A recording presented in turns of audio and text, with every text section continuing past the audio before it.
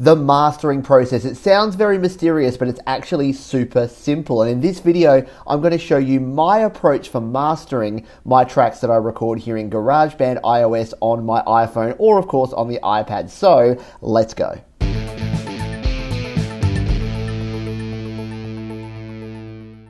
Hi, my name is Pete. This is Studio Live today, where I help you to create, record, and release your best music. And in this video, we're focusing on the releasing because we have the final mix of my brand new song here. And today I'm going to be doing my mastering process. So for me, mastering is just the final little icing on the cake that makes sure that your song is sounding the best it possibly can. And the key thing about mastering is that we want to do no harm. We don't want to do anything that's going to detract from the song. We just want to make sure that our volume is sitting nicely and that our EQ is on point. So let's dive now down into GarageBand and take a look at this song. We've got our final mix ready to go. Let's do our mastering.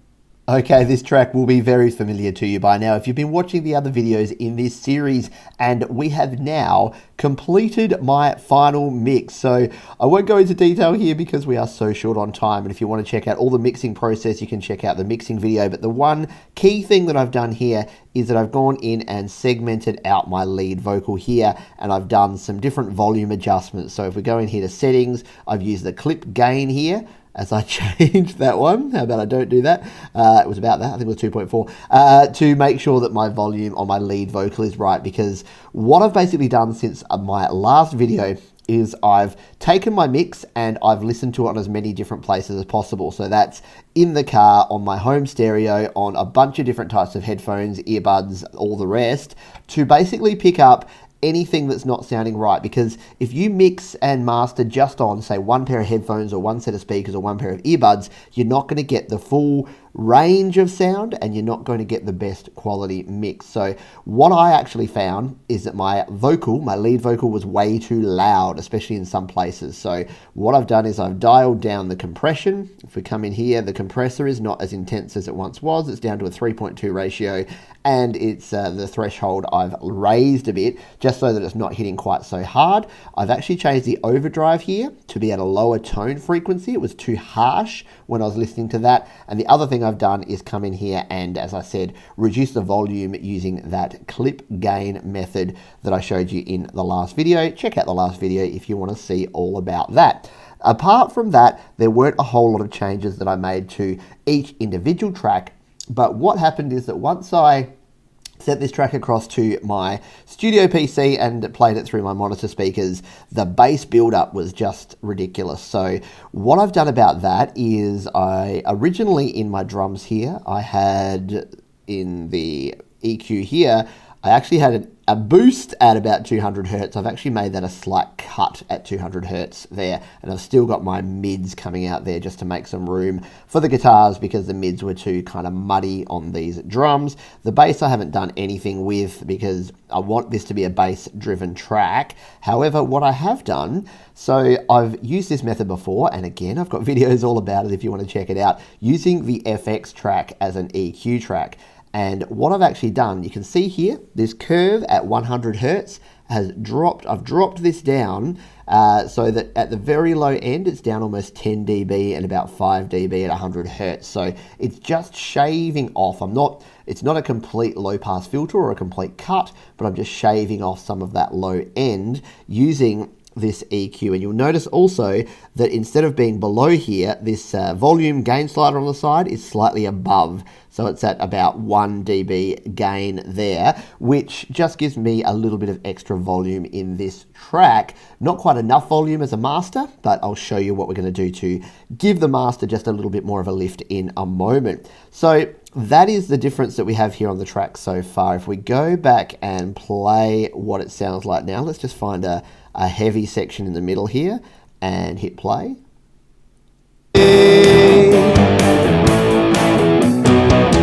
Hey dirtbag, what gives you the right? And what I'll do, because the main change I've made here is this EQ, so I'll just play this back and I'll turn it on and off, and you'll just sort of hear the difference. You may not hear much difference if you're listening on your phone or on earbuds, but if you're listening on speakers or larger headphones, you may. So let's just play this now.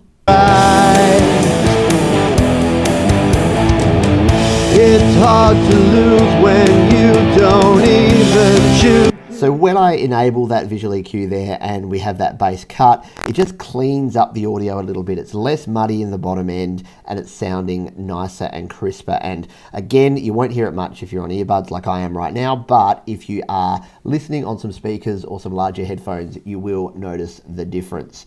Okay, so that is it. We've got the track ready here. What I'm going to do now is I'm going to show you the mastering process that I use here in GarageBand. Now, before I get a bunch of comments like I usually do, yes, GarageBand iOS is not a mastering platform. There are apps that you can use in iOS that you can do mastering with. Pretty much they all cost at least some money, and what I wanted to show in this video is how I do it when I just want to get a decent master, do some quick EQ and limiting and compression without actually doing anything, without coming out of GarageBand at all, and without spending any additional cash, because I know that's something that a lot of people are very keen to find out about. So let's now jump into the mastering process here in GarageBand. Okay, now to master our track, we're not going to do it within this track. What we're going to do is we're going to go out to My Songs, and now here is our track down here. You can see that I've already kind of done some tests of this, but anyway, pretend they don't exist. We'll select this track here, and we're going to now use the share option here. We're going to share as a song.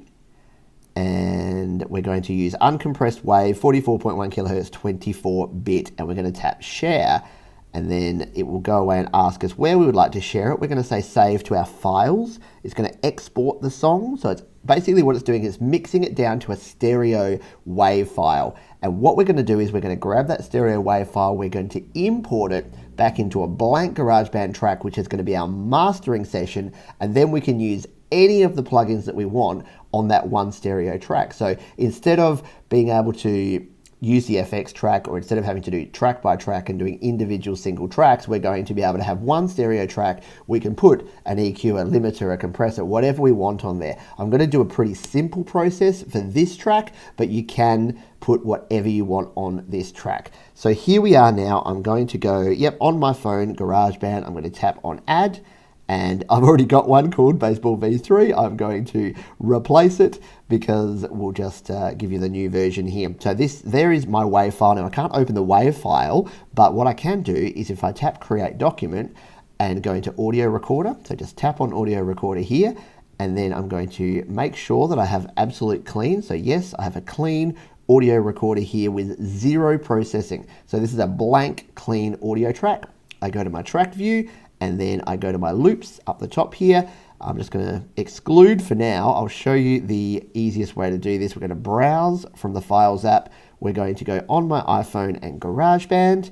And then here is this Baseball V3 file. So I'm going to tap on that. It's going to import into here and replace the version that I already had there. So I already had Baseball V3, Baseball V3 number 2, and you won't have that obviously, but this is just because I did a quick test. And now tap and hold. And actually, I've realized I've done something wrong. Before we do this, let's press on the plus here and go to our section and make it automatic. If we don't do that, we're only going to get 8 bars of our song in here. So let's now go back to the loops, go to audio files, tap, drag, drop in, and there is our track. If we zoom on in, here is our track ready to go. So you can see here that it's already fairly decent sort of waveforms there. So we've already got a fairly strong sound here. And if we go to sort of any old section, turn off our metronome and go to any old section and play. There is no crying in baseball. So it's already sounding pretty good. So there's not a whole lot that I'll do because I did that EQ move already on the FX track. I don't really need to do any EQing. I don't want to add any reverb or compression or anything like that. I've done all of that in my mix. So literally the only thing I'm going to do is to go into my mixer here and go into plugins and EQ. I'll turn off this effect EQ because honestly, I don't even really know what that is, but we don't want any processing on this whatsoever. Now, in here, you can see, all I did there is went to edit, and I've got 3 blank slots here for different FX. I'm going to tap on the first one here, and you'll notice here you've got effects, and then you've got audio unit extensions. So I could use any of these sort of external audio unit extensions if I had an external limiter or some sort of plugin I wanted to use. But GarageBand actually also ships with all of these. Actually, the iPhone ships with all of these. If these aren't enabled, go into your GarageBand settings, and there should be an option in there to enable iOS plugins. So if you don't see these, go ahead and do that and you will see them. And the one that I'm going to use here is the AU Peak Limiter.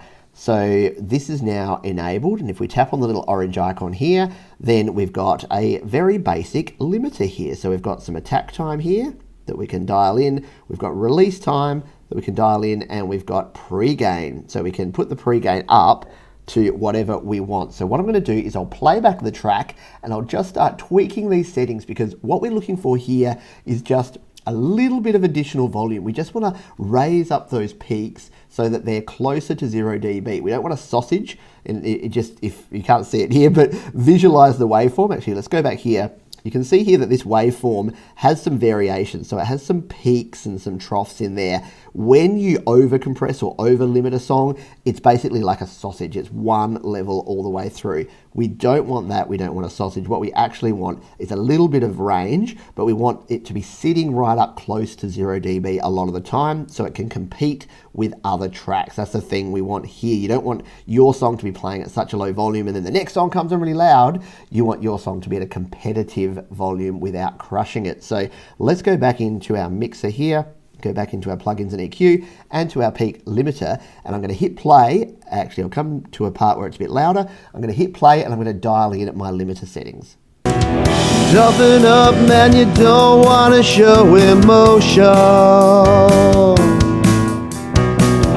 Suck it up, look away, don't make a sound. Hey princess, what's that? You just gotta know there is no crying in baseball.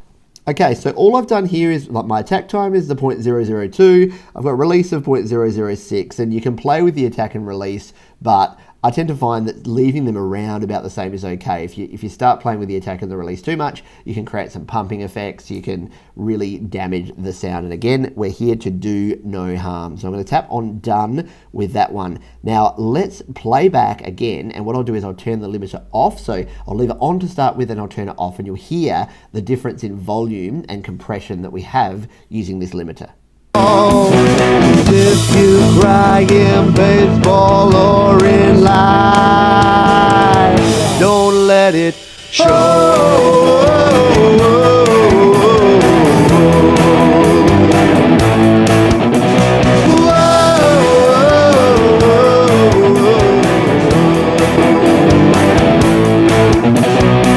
So you can hear there that the difference is very, very subtle, but it's just going to push these peaks a little bit higher. So when we actually render this out and export now, we've got to have a slightly higher volume. And if you want to check this, you can download it, put it into your PC or your Mac, load it up in Audacity, and you can actually look at the waveform differences that you get between these. I won't do this in this video, maybe in a future video if people are keen to see the difference between a mastered and a non-mastered track and what that looks like. But I'm happy with this now. Now, the key is with these plugins in particular, the problem is that as soon as you go out, it resets all of these settings. So if you actually go out of this track and then come back into it, it's not going to have those same settings. So what we need to do is, as soon as we save out here, we now need to export this track. So we're going to tap on that, we're going to hit our export, and we're going to export this song again as an uncompressed WAV file. So it's okay as long as you don't reopen it. If you reopen it, it resets it. But while it's not open, it's okay. It's a bit strange.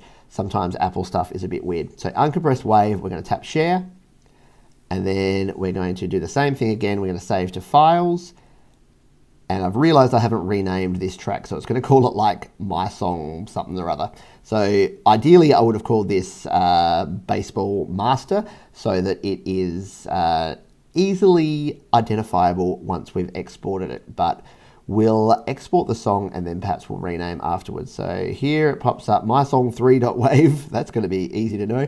And what we'll do is we'll do the same thing. We'll tap on my iPhone, put it in GarageBand and hit add. Now, if you're wondering why I'm putting these in my default GarageBand file like this, It is because these files now, so this My Song 3, which I'll rename before I transfer across into my PC to distribute, this My Song 3 that's here, when I plug my iPhone in and transfer these files, which again I've showed in previous videos and I'll link those down in the description, then when I actually connect it up, these are going to be the default files in the file sharing within iTunes. So it just means that as soon as I plug in my iPhone and start syncing it, I'm going to be able to download these files directly to my PC, which is much more convenient than having to import them using something else, iCloud Drive, whatever. So that is ready to go now. We have our mastered version, which is this track here. I'm now going to transfer that over to my PC and we will be good to go. We have our final mastered version of this song.